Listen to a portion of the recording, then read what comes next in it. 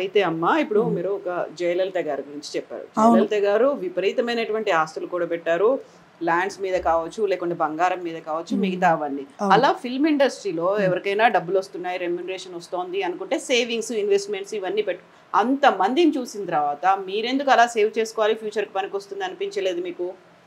అదే కవిత, నేనేం చెప్తున్నానంటే ఇప్పుడు ఆల్రెడీ మీరు చాలా, నేను హైదరాబాద్లో వచ్చి 3 నెలలు అక్కడ ఉన్నాను. అప్పుడు కూడా చాలా యూట్యూబ్ ఛానల్కి అంతా ఇంటర్వ్యూ ఇచ్చాను. అప్పుడు కూడా వాళ్ళు కూడా అదే అడిగారు, మీరు కవిత ఎలాగ నువ్వు అడుగుతున్నావు తల్లి, అలాగనే అందరూ అడిగారు. ఇప్పుడు సడన్లీగా వచ్చి ఏజ్ అయిన తర్వాత ఎవరు నేను చూసుకుంటేది నాకు వచ్చి ఆల్రెడీ నేను చెప్పేశాను, మొగుడు చనిపోయాడు. పెళ్ళి చేసుకున్నాను, ప్రేమించి పెళ్ళి చేసుకున్నాను. కాడు తాగేసి వాడు బాగా తిట్టడం, కొట్టడం, ఇదిగమ్మ ఇక్కడంతా మార్కు, ఇదిగో ఇదంతా వాడు తీసిన పని, అదే అదే ఇదిగో అదంతా ఇది కొట్టడం, కడుపుతో ఉన్నప్పుడు కింద పడిపోయి నాకు అవర్షం కూడా అయిపోయింది. చాలా కష్టపడాను. పెళ్ళి చేసుకుని కూడా నేను సంతోషంగా ఉండలేదు. అది నాకు మొత్తం పోయింది.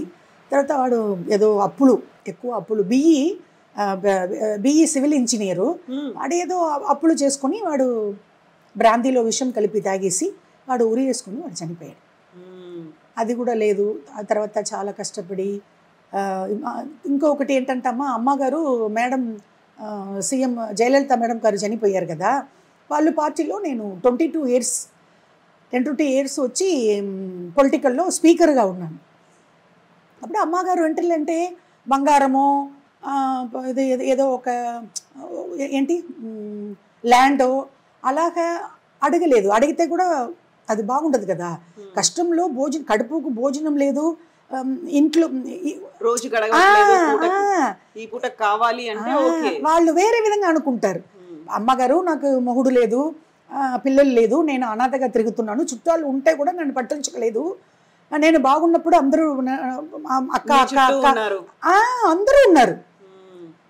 అప్పుడు ఆల్రెడీ చాలా ఇంటర్వ్యూ ఇచ్చేసాను. ఇప్పుడు మన ఐ డ్రీమ్స్కి వచ్చి నేను ఇప్పుడే కదా ఫస్ట్, అది కూడా ఈరోజు సడన్లీగా వచ్చాను. ఇప్పుడు మీరు ఏదో అపాయింట్మెంట్ తీసుకున్న వచ్చినట్టు అట్లా అనుకుంటారు మన వాళ్ళు.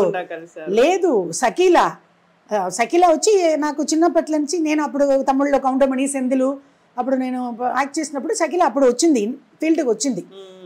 అప్పుడు చిన్నప్పటి నుంచి నాకు సకీలా పరిచయం. నేను మా పల్లెటూరు నుంచి కారైకుడి నుంచి వచ్చి ఇక్కడ 10 days అయింది మద్రాసుకు.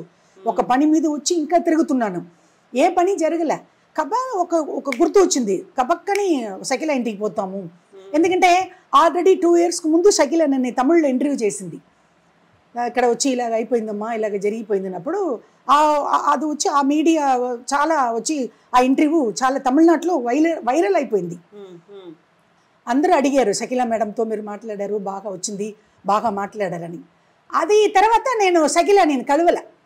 ఈరోజు ఇంటికి వెళ్ళా, మార్నింగ్ సడన్లీగా వెళ్ళాను. మద్రాసు వచ్చేసాము, కారైకుడి నుంచి మనం వచ్చి ఇన్ని రోజులు ఇక్కడ స్టే చేసి సకీలాని చూడలేకపోతే బాగుండదని సడన్లీగా వెళ్ళినప్పుడు అది మన ప్రోగ్రామ్కు ఇక్కడ తయారవుతుంది. అవును, స్నానం చేసి బయలుదేరుతుంది. అక్క కూర్చోండి రండి, నన్ను చూసి చాలా సంతోషం. అక్క ఎలాగ వచ్చారక్క, ఏంటక్క ఎక్కడ పోయారు, ఏంటి కారైకుడికి పోతే ఏంటి, నాకు ఒక కాల్ చేయట్లేదని బాధపడింది. నన్ను చూసి కూర్చోబెట్టి కాఫీ అన్ని టిఫిన్లా పెట్టి తర్వాత ఇలాగ నేను పరిచయం అయిపోయిందమ్మా ఇలాగ అన్నప్పుడు గబగబని తీసుకుని వచ్చేసింది ఇక్కడ.